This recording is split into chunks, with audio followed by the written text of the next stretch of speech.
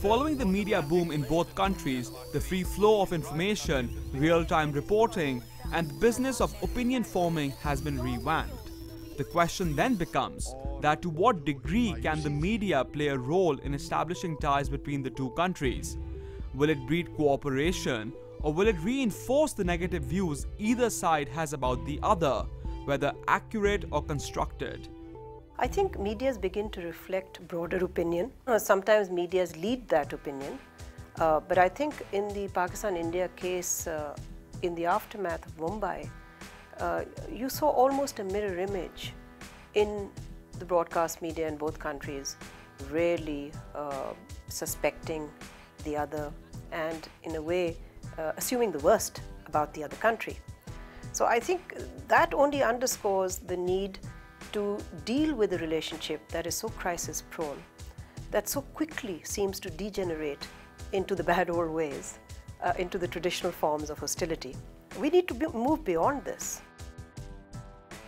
To become a regional powerhouse, does Pakistan need to fully comprehend its strategic importance? Should it take into account of the available natural resources and use that as an effective tool to advance its own regional economic and strategic goals?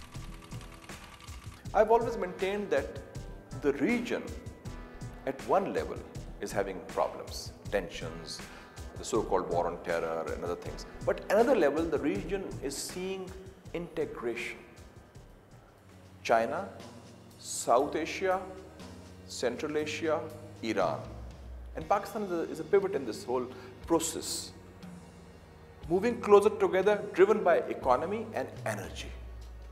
And all these countries are now having non-ideological foreign policies, including China, including Iran, including Pakistan and India, most of the time.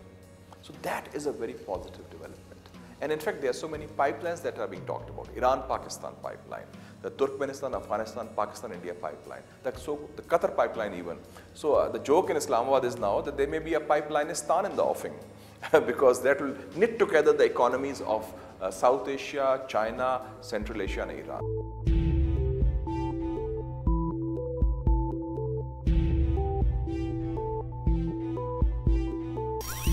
See, these are multinational resource endowments.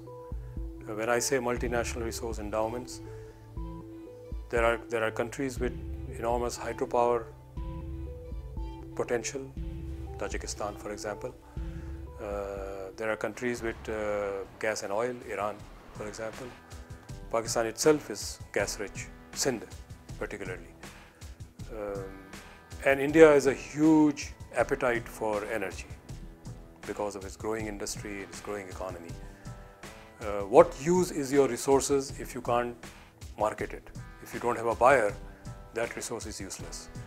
So there is now a need to move away from the paradigm of the past and look at this whole region, Pakistan, India, Iran, Afghanistan, Central Asia, and create an integrated economic framework where there are no barriers.